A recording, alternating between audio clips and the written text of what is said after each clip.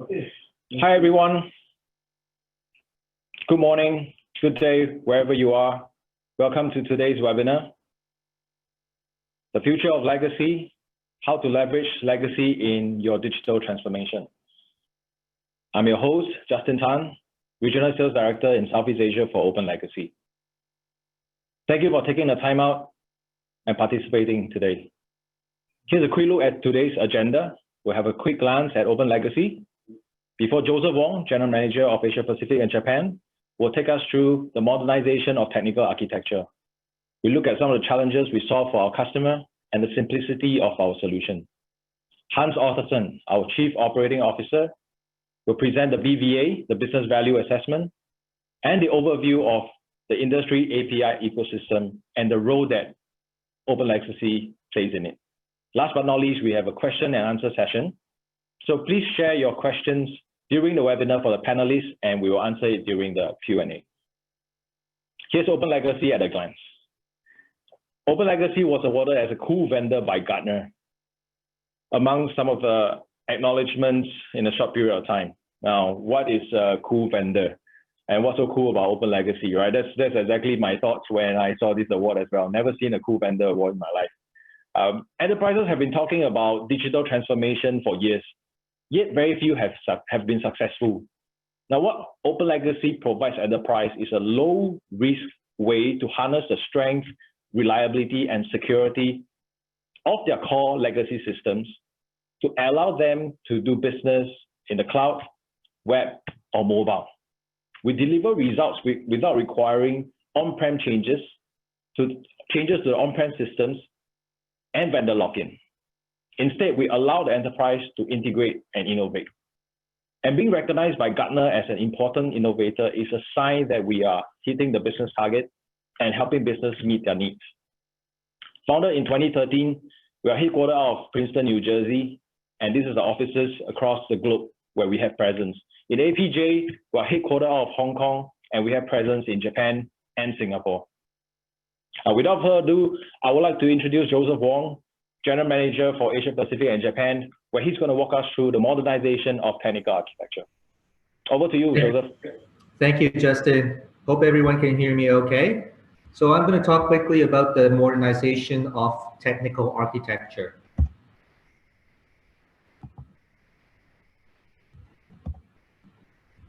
But before we start, I'm just going to ask everyone a quick question, and hopefully you guys can respond through the chat so we can do a tally and come back to you with the results at the end of the session.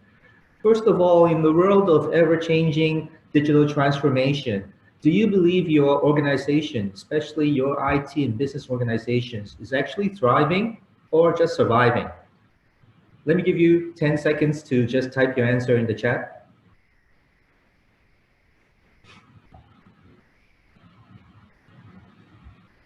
Okay, we're seeing some responses come in. That's great.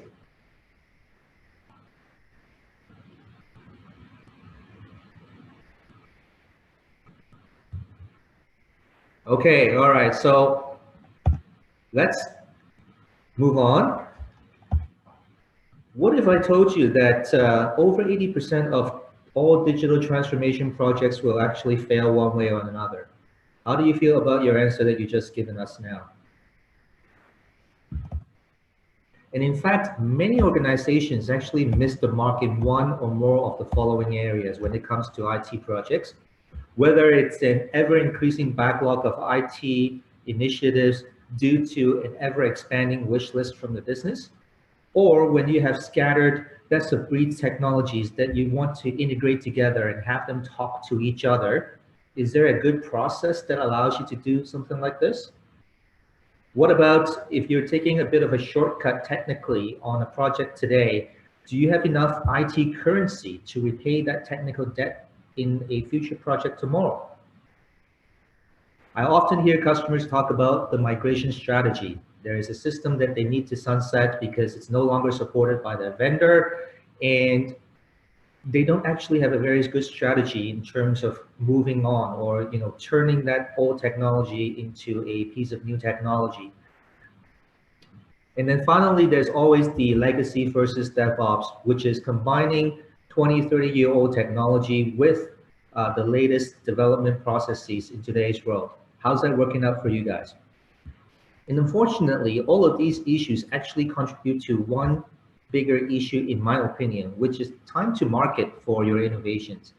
And when new business innovations and ideas are actually stifled because the IT side of things don't quite work, then that's actually bad news for the business.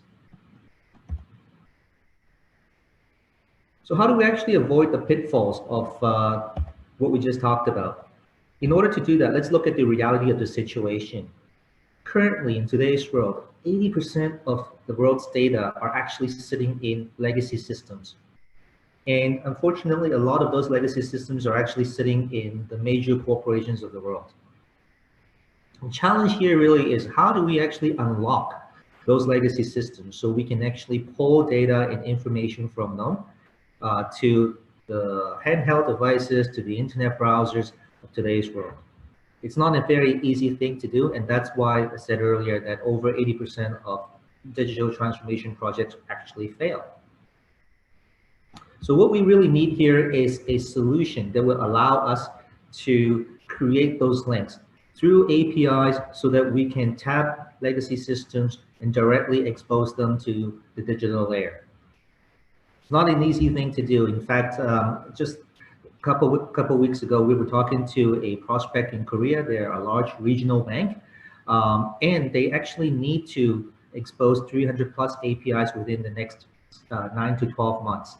Now, of course, everyone can build their own APIs, but it's actually not easy to build them efficiently, quickly, and of quality. Fortunately, we're here to help.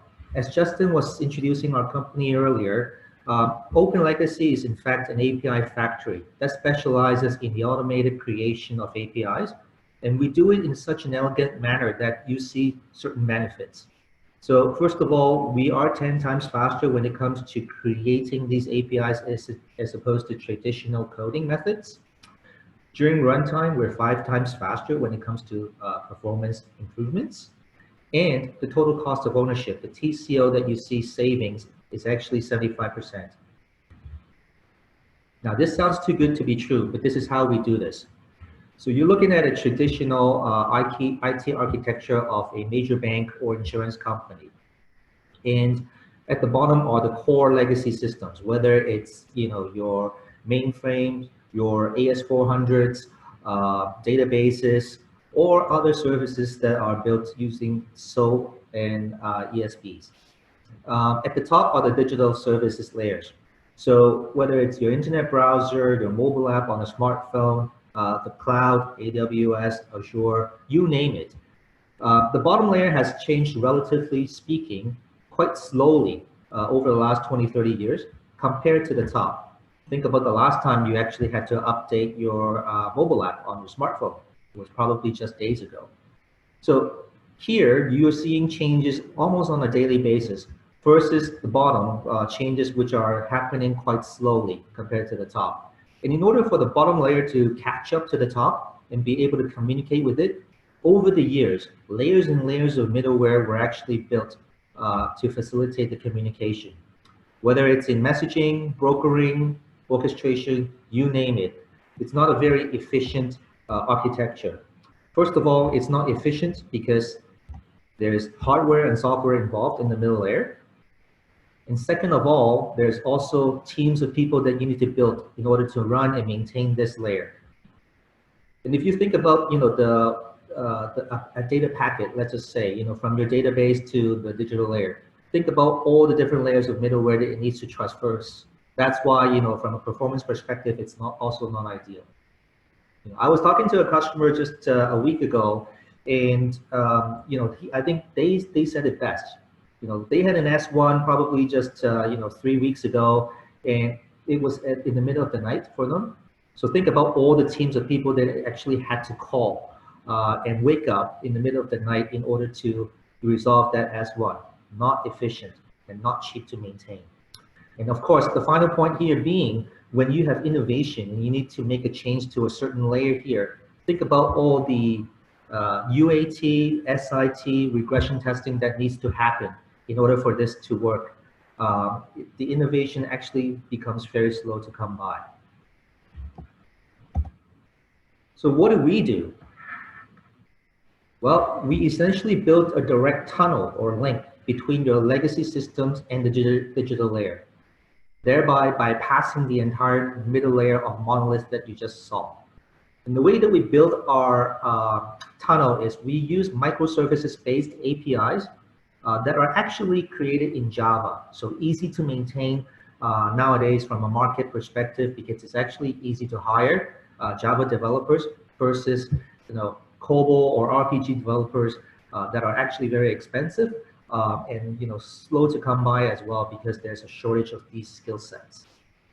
Now, these tunnels also are very flexible in the sense that we can actually allow people to add additional logic in there. So to replace some of your ESPs, we allow you to add logic, which will make it more flexible and more buffed up as well when it comes to being able to do a true integration between your core legacy system and the digital layer.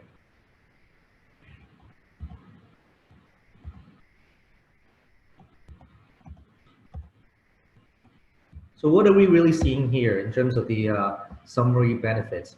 First of all, automatic code generation. So we create the code using our software, and that's the secret ingredients basically in order for us to create these code very quickly. And we built the direct legacy connection. So legacy to the digital layer connection. And more importantly, we can connect to any digital layers as you have previously seen. So all of these advantages actually sum up to a 50% improvement in the duration of your digital transformation projects.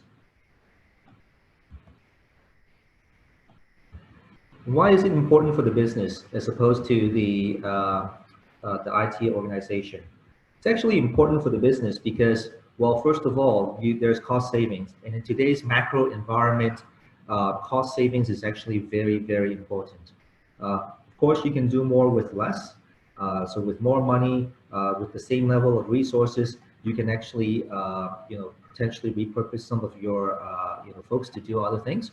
It's also quicker when it comes to innovation. So faster time to market, faster time to revenue, and being able to react more quickly to some of the smaller and nimbler players, in the market that is always trying to take a piece of your pie. From an IT perspective, of course, again, you can do more with the same number of resources. How often have we heard that, people spend 80% of their IT budget just to maintain the BAU? No longer is that going to be the case because we can actually now repurpose a lot of our staff to do things that are truly innovative for the company. And of course, again, it also ties back into cost, the total cost of ownership. Without some of the middleware that we just talked about, there are savings on the hardware and software, and of course on the labor side. So when we talk to our prospects and customers, a lot of times they'll ask, what you've said is actually interesting. We want to engage in something like this, but how do you actually measure success? How do we track how successful we actually are? Well, for starters, we have a number of KPIs that we recommend. So in terms of your delivery speed, how do you do this currently versus with a API creation tool down the road? Okay, productivity. Without the tool and with the tool, how long does it take when you have a team of people working on creating a specific API?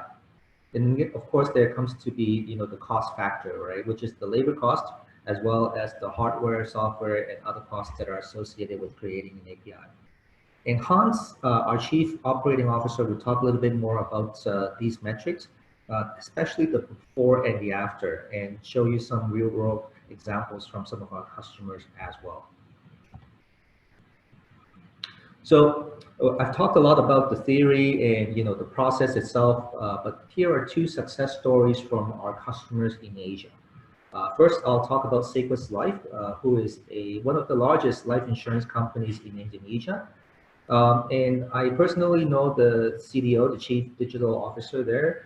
And when they first came to us, they told us that they actually have a problem because within Indonesia, their clientele are mostly Gen Ys and millennials. So they have a very young population in in Indonesia.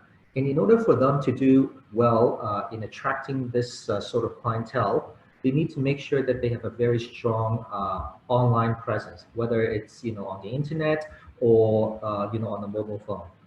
And so they wanted to expose a number of features from their core database, Postgres in this case, to some of the the digital layer apps. Okay, so customers can actually see and do a lot of the policy admin on their own.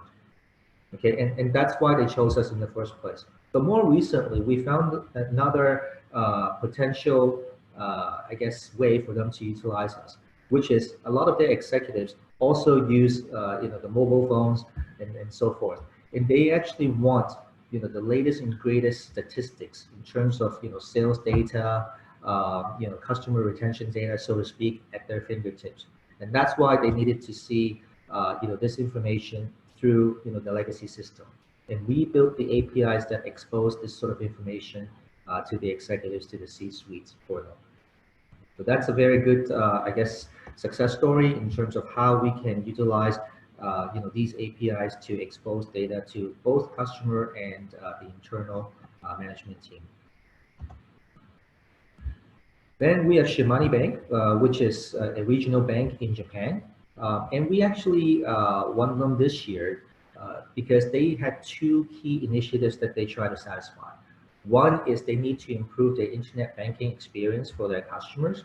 And again, in this current state of macro environment, internet banking becomes more and more important. The other thing is they have a MoneyTap application that they need to integrate to. Now, this application is actually a very prevalent P2P blockchain-based payment gateway solution in Japan. So they can actually use the application. I can actually use it to pay somebody else in Japan when I need to transfer funds, so to speak. And because of these two needs, they needed to expose a lot of the core banking functionalities and logic from their IBM mainframe CICS systems to the internet and to the mobile app. And so we're currently helping them build the bridge and the tunnel necessary to achieve this.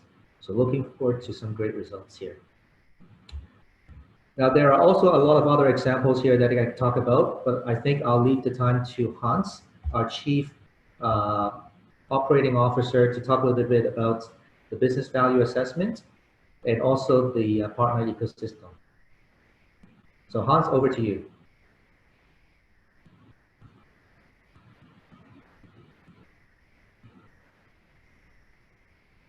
Hans, you're on mute. Hello, everyone. I hope everyone can see my screen.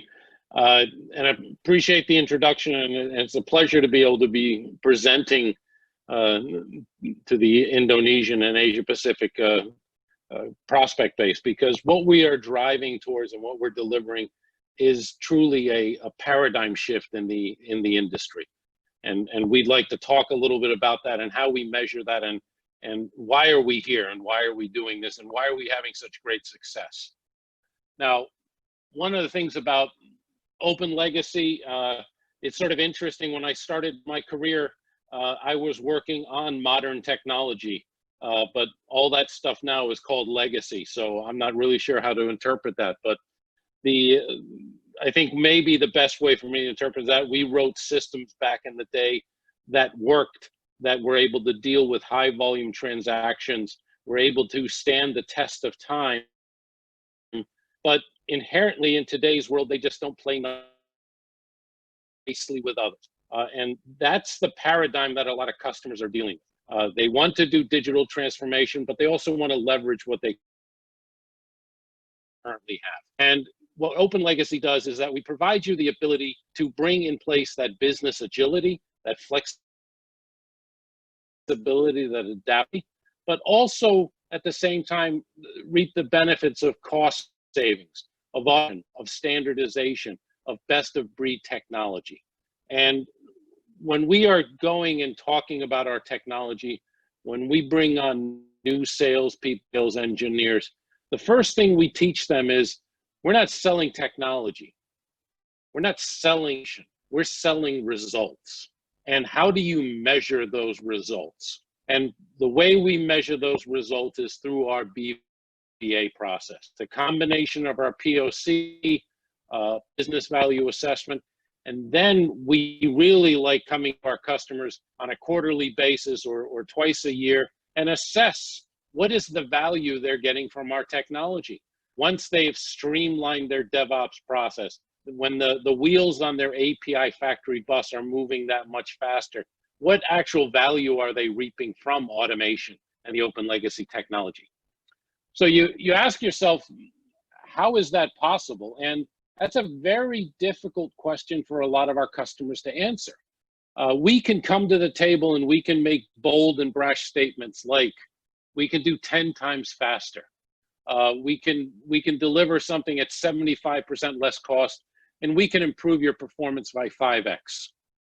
The problem with these bold statements is most customers have no way of measuring us against that. They have no idea what's involved today in building a service. What are the steps? What are the teams? What are the resources that are involved in every aspect of that?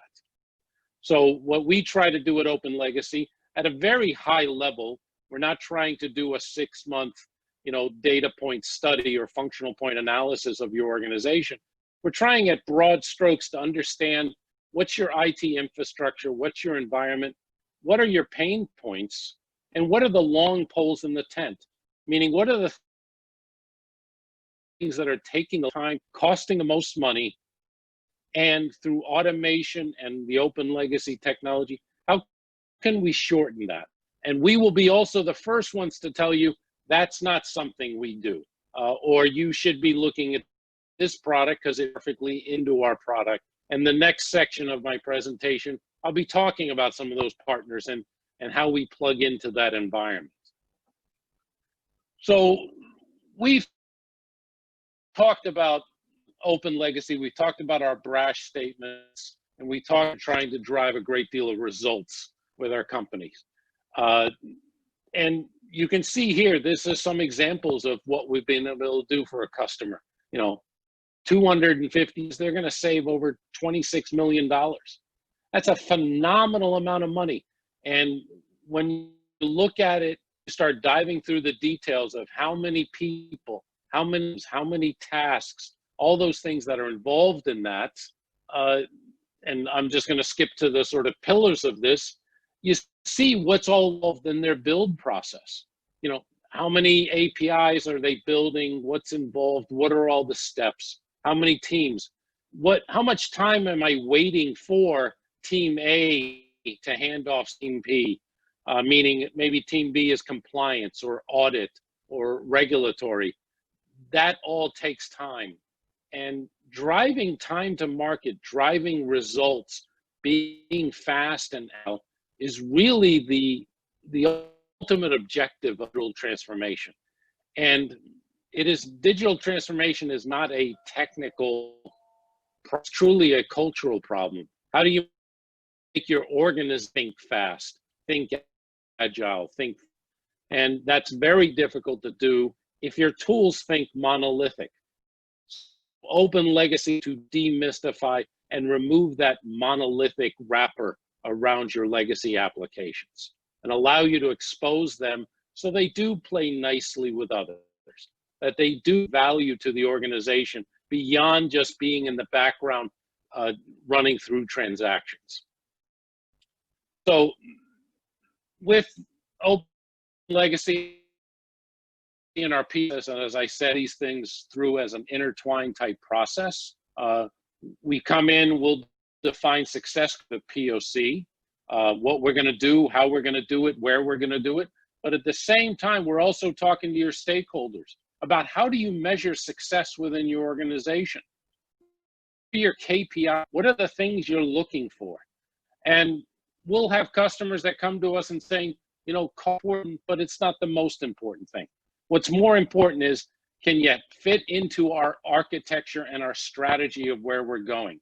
Are you going to be a hindrance or an enabler of us moving to Amazon or Google or the Microsoft cloud? Are you going to be able to use OpenShift? Are you going to be able to use Kafka? Are you going to be able to use all the technology that your architects have decided this is the way we need to go, and that we are not throwing something in the mix that is going to slow down that? And OpenLegacy is built on that concept of being agnostic to all the other technology in the space. We do something very well. We are lucky that we are the only ones do it. But what we do is not sexy. It is truly that last 6 inches of integration to that legacy footprint. And that's what our POC wants to show you, how we can collapse that timeline and how that can have a rippling effect on all the other tasks in your process. So our 5 pillars of a BVA, really, as I mentioned, there's the build process. We will also look at software decommissioning, meaning you might have technology in-house that you're using today, but you might not need it tomorrow, or you might not need it in 2 years. How is that going to save you money? How is that going to save you time or resources because you're not maintaining or supporting that system? Revenue, truly an underappreciated aspect of digital transformation, and we try to focus on this with our customers, is if I can deliver a service to the market 10 months faster, does that mean I get 10 months of incremental revenue? Do I get, new services and new products out there in the marketplace and people are clicking on it, people are buying things, people are doing things, they're processing transactions through it? Is that 10 months of incremental revenue that I wasn't forecasting? And those are some of the factors that we try to look at also in our BVA process. Capacity to deliver, very similar to the build process, but in that area, we're really trying to figure out what's your infrastructure, your to-be infrastructure, and where were you in your infrastructure? And how are you going to move from A to B? But also at the same time, what sort of framework, strategy, products, tools are you trying to bring to bear there? Because if I can have a team of 10 people in your today's world create 100 APIs, what would you think about one person on your team creating 10 APIs? Does that make a difference to you? Or one person creating 100 APIs? Does that make a difference to your organization? Does that mean you can use those resources to do other critical tasks, allow them to attack the problem in other lines of business? And that's really, decision points that you can make, but once you have the data presented to you, you can sort of say, I can do this much more with the same team, and we can start driving some other initiatives because we're shortening the line. Things that we drive a great deal out of with our customers is API reusage. I can't see a visual show of hands, but I'm assuming most of them have web services and have an ESBISOA infrastructure. Most of you are probably already playing with APIs. Have you ever found yourself in a situation where one team built the exact same API somewhere else, or almost the exact same API? With technology like OpenLegacy, with proper governance and API management, you avoid that problem. You're not building the same thing twice. And reusage-wise, I'm building that API, which really becomes ubiquitous, meaning I can use it for my mobile app, I can use it for my IVR, I can use it for my ATM machines, I can use it in multiple places. That's the functionality that you get from driving to a microservice and an API. And then latency. To me, latency is how fast a transaction takes. And Joseph did a great job walking you through the infrastructure that most companies have. They have messaging, they have broker, they have all those levels that they're going through. And you have somebody on the other end with a mobile phone that is not going to be willing to wait 20 seconds to see what their balance is, because you're going through all that sort of queuing mechanism. 20 seconds is a lifetime. So if I can bring that down to milliseconds, and I bring that down, and it's not some sort of wonder magic, I'm eliminating all that middleware. So it's almost, you know, I'm sure you've all heard about legacy modernization. This is really legacy integration infrastructure modernization. How do I bypass middleware, SOA, and all that technology that was great in its day, served its purpose in the day, but it's not really helping me tomorrow? So some examples of what we've done for customers. This was an Asia-based financial institution, Global 2000. Their real problem that they were dealing with was time to market. They had certain compliancy and regulatory issues that they needed to get done, and how were they going to get that accomplished? And at the same time, everyone likes to save money. This customer, I mean, and as I showed you in the beginning of this presentation, and Joseph also showed you that in the beginning of his part, is this customer being honest and transparent. We only showed them a 50% savings in developing something. And that could be an indicator of a couple of things. One could be, you know, the regional labor rates. The other things is that they were running a very efficient shop. They had streamlined to a very mature DevOps process. So we were just driving to them on those things. Another example, ability and time to deliver. We had talked, and Joseph had mentioned this also, that a lot of customers are sitting there wondering, do I do something or do I do nothing? And this was an example of a customer who really was put into a position of either doing something or doing nothing. But the somethings that were in their mind, the only thing they could think of was to either upgrade their current vendor product, which was going to cost them a great deal of money and time, or buy something new. Both of those alternatives were going to cost them much more time and much more money. And do nothing was not going to solve any of their problems. And I've had lots of presentations to customers where I talk about do nothing being a strategic decision. But in this case, we were actually able to show this customer how using OpenLegacy and the automation, we had 92% savings in their delivery. Their capacity to deliver is we could accomplish with their current team, you know, within the first 6 months, all the services that this line of business needed. And how do we continue to progress from there? And these are the results that you get from the OpenLegacy process. The BVA process is truly interactive. We go back and forth with our customers, making sure we're verifying data. So there's no surprises, but our customers appreciate the transparency and also the fact that it's giving them facts. It's giving them real numbers they can hang their hat on and say, yeah, it is taking this long. This customer pretty much found them in a position that they had a proprietary black box application. They thought there was no way to do anything with this. There was no way that they would be able to integrate it and move that forwards. And OpenLegacy showed them through our technology that, yes, you can integrate to a black box proprietary application and not breach that proprietary vendor's environment. You could access it through the screens. We could access it through the stored procedures and provide them meaningful APIs and microservices that they were able to build upon and start releasing new products and services, being able to inject new technology into that. Simple, basic things like, I want to take a picture of the car accident and store that somewhere. But their old system had no mechanism for that. So how do you integrate those things? You integrate that through APIs and injection of new technology. But you do it outside of the mainframe. You do it without adding to technical debt.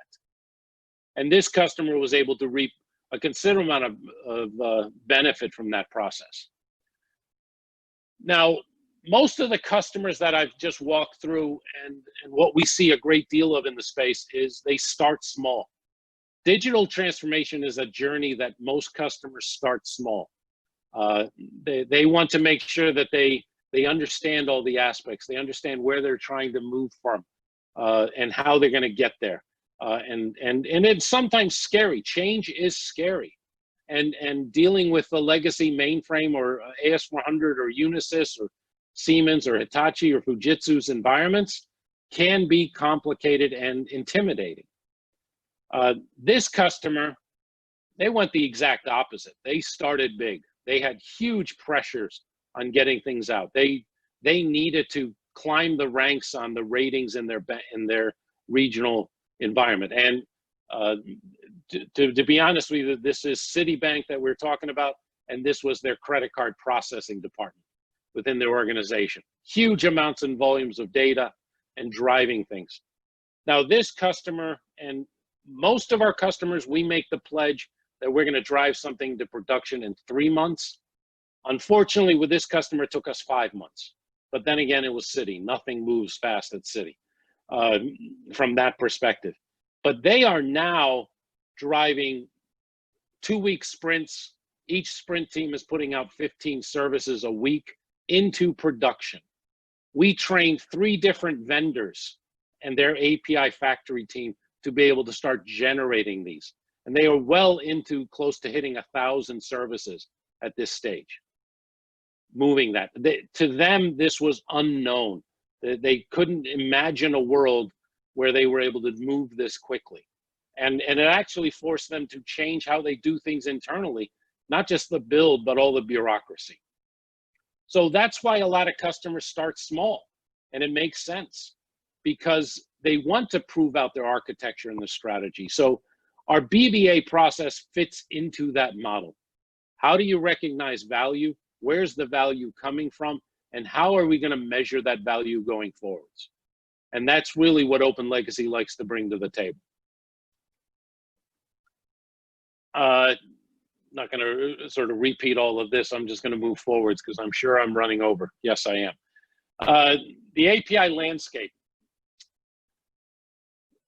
There are, I like to call there's 2 aspects of the API landscape. There is this side of the world. This is the world I know very well. This is what we all call legacy. Thankfully, legacy does not change a great deal. We do get sometimes new things that join that group. I would argue that SOAP services is legacy in today's definition. But a lot of these applications are coming, are staying there. They're not moving. They're not going anywhere. And then on this side of the equation, you have the whole sexy side of APIs and microservices. This is things that are changing on a daily basis. Just to put it into context, 10 years ago, smartphones did not have GPS. If it didn't have GPS, we wouldn't have things like Uber or Lyft or delivery services or all those sort of things. Technology is changing so quickly. The channels are changing so quickly. It is very difficult for a bank, an insurance company, a retailer, a trucking or logistics company to be able to stay on top of all those things. So this is the enemy, and this is where you are, and you're trying to get over to that space. And then you have lots of players in this space, and we play with a lot of those players. And with that said, I mean, there's analytics and all sorts of foundries and Azure and Amazon. And again, this is the sexy side of the API world.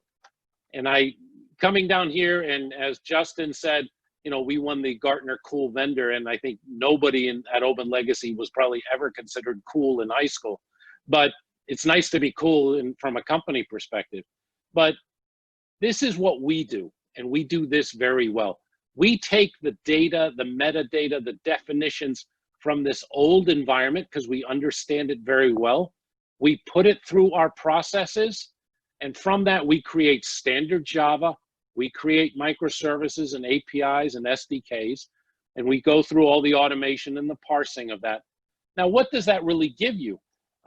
It gives you Java code that you own. It gives you Java code that you can look at. It gives you Java code that you can have your Java developers do more things with. But at the same time, it is absolutely agnostic to any of these things up here, meaning it plays nicely with any of these guys. And that's really what OpenLegacy does. It demystifies all the logic and all the problems that you have here and allow you to put that into standard Java format, standard POJOs that your customers, your consumers, your developers are able to quickly consume and understand. So one of the nice things about OpenLegacy, and talking about partners here, the solution we deliver to customers, our direct customers, is uniquely also the exact same solution that we provide to our partners and their customers. It's just coming from a different perspective. Our customers,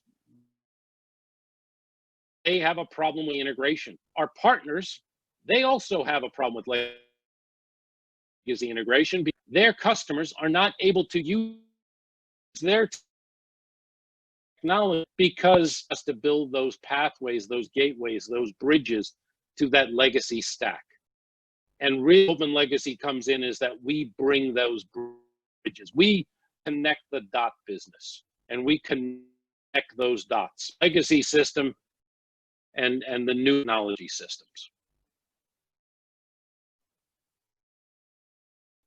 And you know, and we've talked a lot about APIs and the business and the cloud and APIs and all those things. There are three essential ingredients for digital business. You know, it's the cloud and freedom of deployment and flexibility of deployment and being able to move from one cloud vendor to another. It is having ubiquitous APIs and microservices that are true representations of functional endpoints, and is access to legacy data and functional data points. But on the other side, this is all measured by 3 KPIs. An API that is not providing operational efficiency or cost savings, it's not enhancing the customer experience, or not bringing new revenue streams, is really something you have to question, is that something we need to build? The best and the ultimate ones are the ones that hit all of those circles.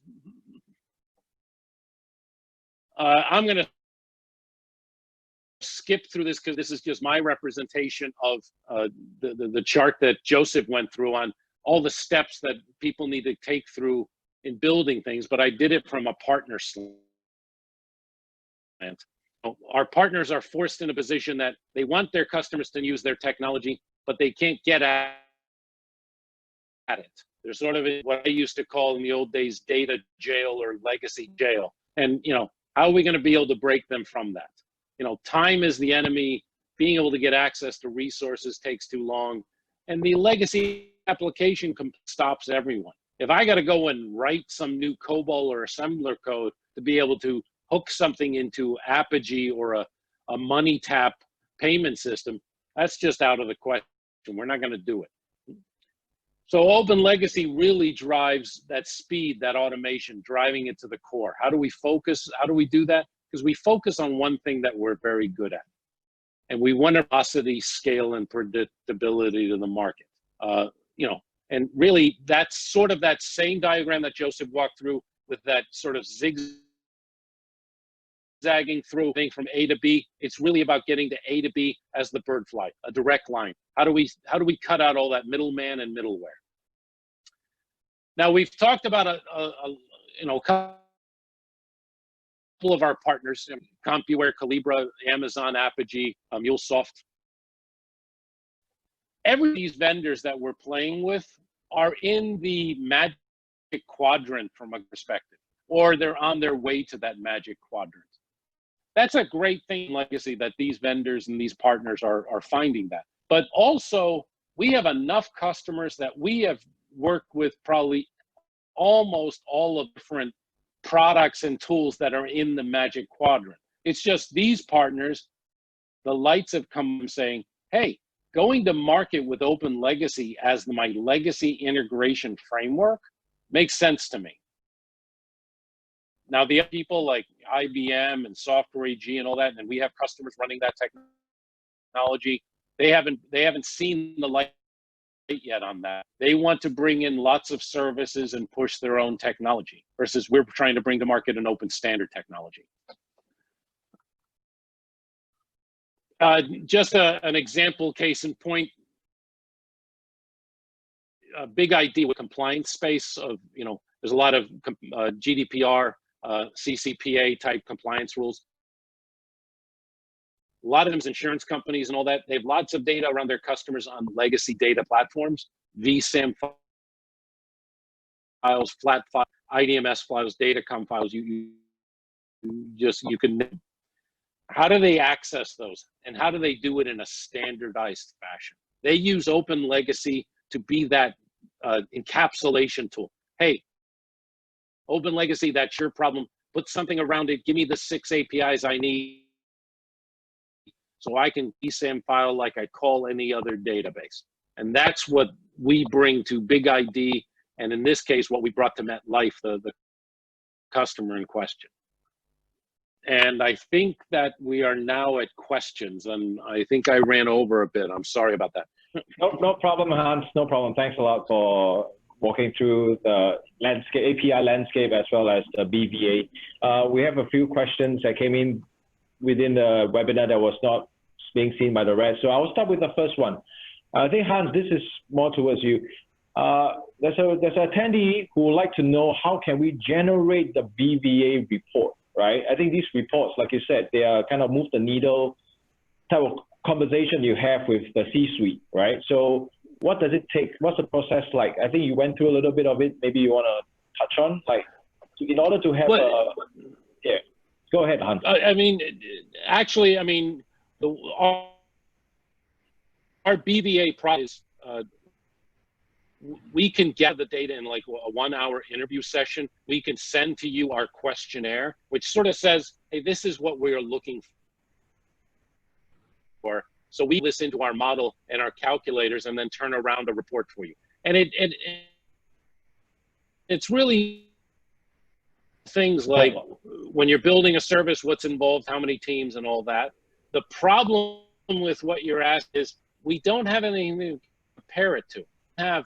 What is OpenLegacy going to be able to do for you? And I've done this before for other prospects, is I will compare you to our baseline customers, meaning I have a composite of all customers that are either AS400 or mainframe, and I will compare you to that saying, this is what you're currently doing, and this is what we see as other customers that we've run across, what they're suffering and what they're from. So reach out to Justin or Tiffany, the host on this, and let's follow up on that. I think that would be great. Thanks, Hans. Thanks. The next question, I guess, is for you, Joseph. During the Hans presentation on starting small, lending, and expanding, there was a question on, can you define what's the meaning of starting small? And does it mean the number of APIs? Joseph, would you like to take that? Sure, I can. So I think by starting small, we are definitely talking about the number of APIs. We've seen customers actually start from 10 to 20 when they first start their partnership with us.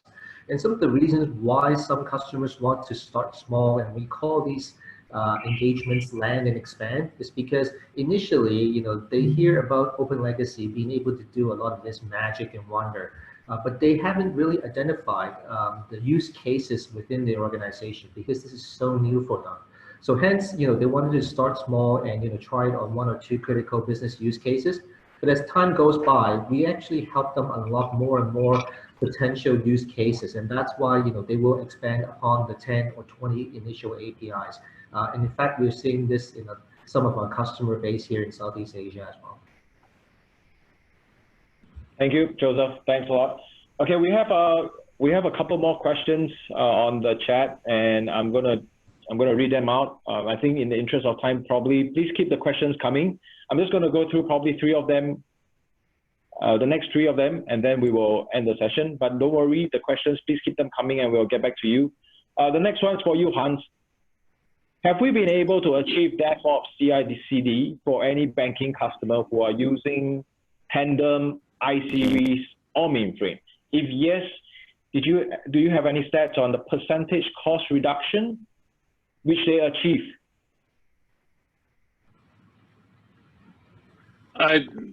Excellent question. We don't currently have a customer that is running Tandem, iSeries, and mainframe. We do have a customer that is running Tandem, Unisys, and mainframe. So it's a combination of those things. But normally we hit the targets that we're always talking about, the 10x speed of building APIs, the 75% cost savings, and the 5% latency. The one customer in mind, and I showed you some of those results, is we were, the one that had Tandem, Unisys, and a mainframe, we're showing them 82% savings in their time to market and their cost. So the results are dramatic. What type of legacy hardware you're running is not really that important, because once we get into OpenLegacy, they're all the same to us. And we've built the connectors to those legacy back. It's almost a plug and play for us. Okay, thanks, Hans. We have the attendee, and we will get back to you with more information. I hope Hans answered your question there. Next one's for you, Joseph. I think this is the one that comes up quite often and quite a lot. What is your pricing model? Okay, so we actually have a de facto pricing model that is on a subscription basis. All right, so number of APIs per year is what we charge. So we do have a base price on the API, but we can discuss that when we get to that stage with the prospects in this call. We also can be flexible. So we've run into situations where some customers come to us and say they have OpEx limitations on an annual basis, but they have more CapEx to spend within this year or next year. So we can be a little bit more nimble in those cases where we can come up with a perpetual or even an ELA model if needs be. But our preferred model is subscription. Okay, great. Thanks, Joseph. Okay, I'll do one last question. I believe this one's probably for you, Hans. Are we able to integrate with likes of Oracle or SAP to create APIs? Yes, definitely. We have a sizable customer base on SAP where we are able to access the ABAP background or the APIs within the SAP framework and expose that as microservices and APIs without going through all the suffering AP today. We even then can take that directly out to an Angular front end if the customer is looking for that. But SAP is actually almost a commodity for us and can be done very rapidly for customers. Oracle stored procedures, Oracle databases, even Oracle applications like their financials and BRM and ERP systems. Yes, we have a number of customers running that technology. And again, it's, as I said before, with mainframe, Unisys and Tandem, talking to the backend environments to us is almost a commodity plug and play. Pulling it into OpenLegacy, teaching you the tool on how to manipulate it, drive the wizards, and expose Java object, that becomes almost second nature to anyone with 1 or 2 years of Java experience. They don't need to be a main Tandem expert. They don't even have to know what COBOL, how it's spelled to be effective. Thanks, Hans. Lots of case studies we can share either on our website or please reach out to Tiffany or me. Right. Again, thanks, guys. Thanks for joining the session. We hope you found it very informative and useful. We have your emails. We have the attendee's name. I hope you will be able to give us your feedback on email as well. We'll reach out to you. Some of the questions that we were not able to answer due to time constraint, we'll get back to you personally. Right. Again, guys, thanks for your time for joining. Joseph, Hans, thanks for presenting today. Have a great day, everyone. Our pleasure. Thank you.